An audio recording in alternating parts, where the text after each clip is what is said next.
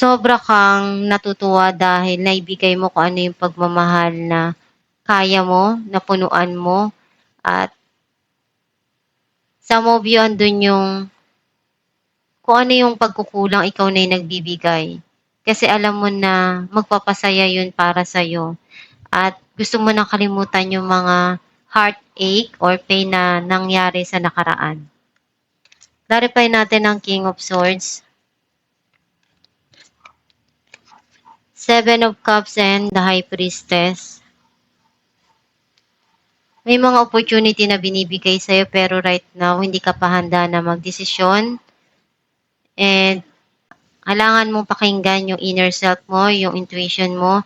May mga idea na binibigay sa'yo or may tao na nagbibigay sa'yo ng magandang advice para makatulong dun sa mga pinagdadaanan mo na problema or sitwasyon.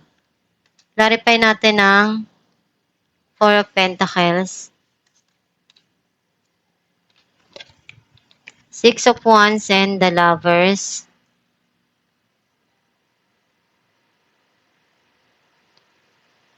Nakita ko na darating din kung ano yung tagumpay na matagal mo nang hinihintay.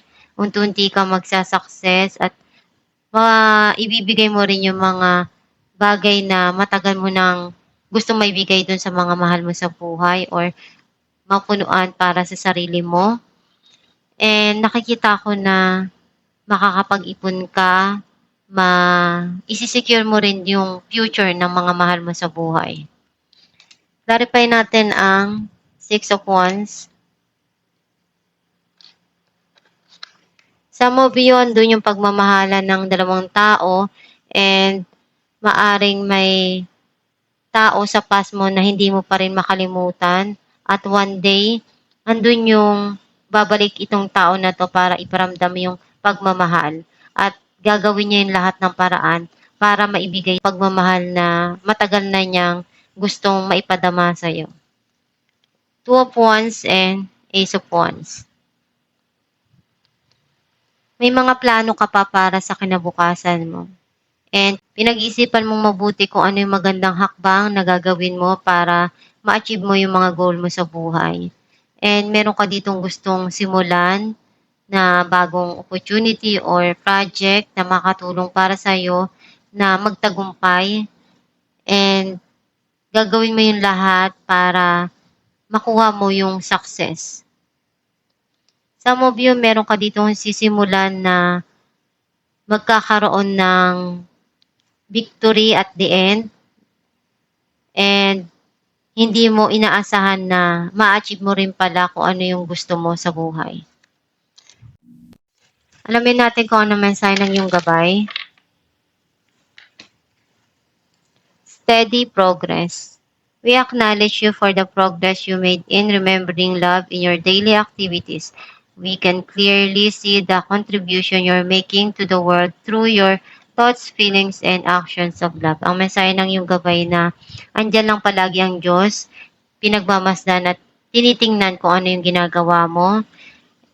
Kung sa tingin mo napapagod ka na, gusto mo nang sumuko doon sa mga pagsubok na pinagdadaanan mo, magdasal ka lang palagi para matulungan ka ng Diyos sa mga nangyayari sa buhay mo.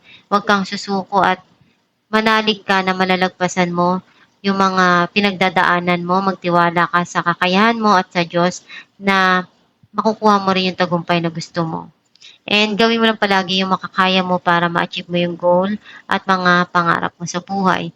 Alam ng Diyos na lahat ng mga pagsubok na binibigay niya sa'yo, alam niya na kaya mo yan na malagpasan at masolusyonan. Huwag ka lang basta bibitaw sa mga pinagdadaanan mo, pagsumikapan mo na makuha mo kung ano yung mga dreams mo sa buhay. Gawin mo lang palagi yung makakaya mo at magtiwala ka sa Diyos na maibibigay sa'yo kung ano yung mga pangarap mo. At huwag kang susuko basta-basta. At itong yung reading Libra, kung nakaresonate ka, kindly comment down below. Thank you for watching.